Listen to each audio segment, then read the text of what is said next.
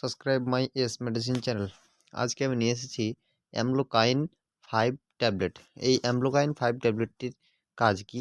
এর কাজ হচ্ছে যদি কোনো পেশেন্ট হাইপার টেনশনের সমস্যায় ভুগে বা হাই প্রেশারের সমস্যায় ভুগে, তখন এই ট্যাবলেটটি ডাক্তারবাবুরা দিয়ে থাকে বা ব্যবহার করতে বলে থাকে।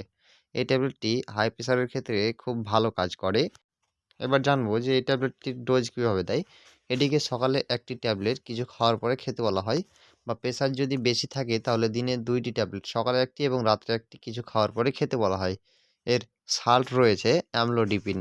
এটি এই ট্যাবলেটটির এমআরপি রয়েছে 24 টাকা, এর বর্তমান প্রাইস।